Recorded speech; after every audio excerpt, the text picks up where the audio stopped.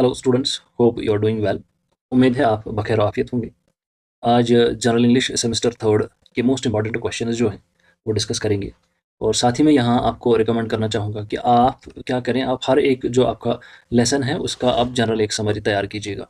एक short summary ही पढ़िए, लेकिन पढ़िएगा हर एक लेसन का। तो आपके जितने भी लेसन बनते हैं उनमें आपका पीको आयर का ट्रावलॉग है, फिर आपका डायरी है मॉड्यूल सेकंड में, तो डायरी आपका यंग गर्ल। फिर मॉड्यूल थर्ड में आपका आईडी कार्ड, डिगिंग और this is a photograph of me. उसके बाद आपको मॉड्यूल 4 में ऑटोबायोग्राफी है, जूठन। तो इनमें से जितने भी आपके इंपॉर्टेंट क्वेश्चंस हैं वो यहाँ पे मैंने रखे हैं, तो उनको डिस्कस करते हैं। पहला क्वेश्चन जो है, what do you understand by term like cultural relativism and cultural appropriation, illustrate with examples from the text. Second question जो है, अभी क्वेश्चन 1 मैंने बता दिया आपको। सबसे पहले एक चीज़ कीजिएगा कि समरीज को तैयार कीजिएगा। अब ये पहला क्वेश्चन, तो दूसरा पढ़ते हैं। Travelling allows us to come into contact with more essential parts of ourselves, discuss in detail what Iyer means by this. ये दोनों क्वेश्चन इंपॉर्टेंट हैं, इनके 100% चांसेस हैं ये दोनों आ सकते हैं, या तो चॉइस करके आएंगे या इनमें से एक डेफिनेटली आएगा इसमें से। क्वेश्चन नंबर थर्ड जो है, from your reading of the essay why we travel, what impressions have you formed of Pico Iyer, give a well argued answer.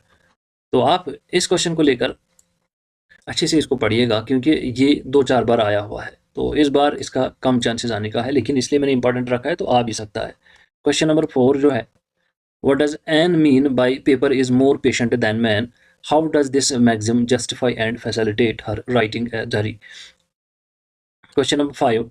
Describe the events that prompt Anne to say everything has upset me again this morning in her letter dated Wednesday 13 January 1943। ये ज़्यादा important हैं तो दोनों important है, लेकिन ज़्यादा important आपका question number 5 बनता है।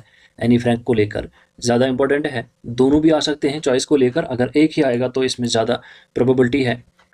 ये वाले क्वेश्चन जो 5 है आपका इसी को है। क्वेश्चन नंबर 6 जो है, is Anne justified in holding mankind responsible for waging the war that brought the Holocaust in its wake, give reasons for your answer।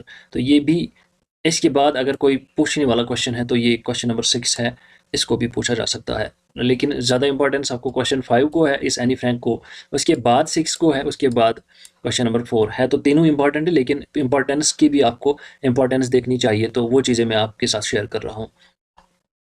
Question number 7 जो है, explain the poem ID card as a weapon of resistance against the Israel occupation of Palestine। Most important question, बहुत बार आया है, फिर भी आ सकता है आज।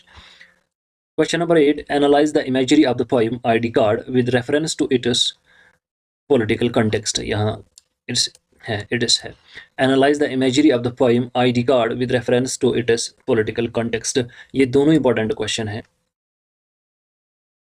Question number 9, identify the tune of the speaker, what does it reflect about the poet's feeling about his heritage। Digging से लेकर ये एक क्वेश्चन है, मोस्ट इंपॉर्टेंट क्वेश्चन है।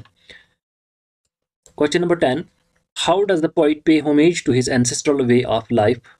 ये भी डिगिंग से लिया है, तो दोनों में ज़्यादा इंपॉर्टेंट क्वेश्चन नंबर 10 जो है ये ज़्यादा इंपॉर्टेंट है डिगिंग से, उसके बाद वाला इंपॉर्टेंट है ये क्वेश्चन है तो दोनों इंपॉर्टेंट, तो लेकिन ज़्यादा इंपॉर्टेंस हम क्वेश्चन नंबर 10 को दे रहे हैं।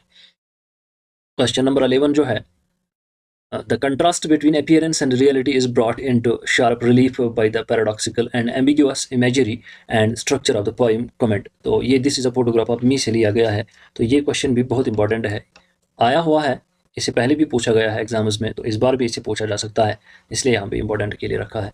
क्वेश्चन नंबर 12 जो है, most readings of the poem have treated the speaker as a woman, would you agree, give reasoned answer।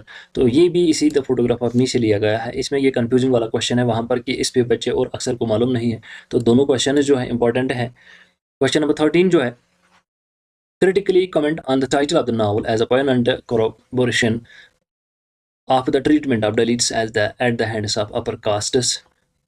ये क्वेश्चन नंबर 13, ये भी इंपॉर्टेंट क्वेश्चन है। तो क्वेश्चन नंबर 14 जो है, describe in detail those instances in the context where deletes are seen to be asserting their pride and dignity। दोनों important question है, तो इसको मान के आप चलिएगा, चॉइस लेकर ही आ सकते हैं दोनों, तो दोनों ज़्यादा इंपॉर्टेंट है क्योंकि जूठन से लिए गए हैं, तो बड़े अच्छे इंपॉर्टेंट क्वेश्चन है। यहाँ तक हमारे 14 क्वेश्चन बनते हैं, तो इसको लेकर वो शॉर्ट आंसर भी पूछ सकते हैं, लॉन्ग आंसर भी पूछ सकते हैं। इससे पहले भी मैंने जो हमारे गेस्ट पेपर्स आए हैं उनमें बता दिया आपको कि कौन सा जो आंसर है कितना आपका होना चाहिए, कितने वर्ड्स का होना चाहिए, कितना उसमें मार्जिन आपको रखना है, सब चीज़ें मैंने डिस्कस किए हुए हैं ऑलरेडी वीडियोज़ में, तो अभी बताने की ज़रूरत नहीं है। यहाँ मैं फिर आपको रिकमेंड करना चाहूँगा, बस आप हर एक जो लेसन है उसमें उसकी शॉर्ट समरी तैयार कीजिए और जो क्वेश्चंस अभी दिए हैं इनको अच्छे से पढ़िएगा, तो इंशाल्लाह आपका रिजल्ट अच्छा आएगा। तब तक के लिए टेक केयर, बाय बाय।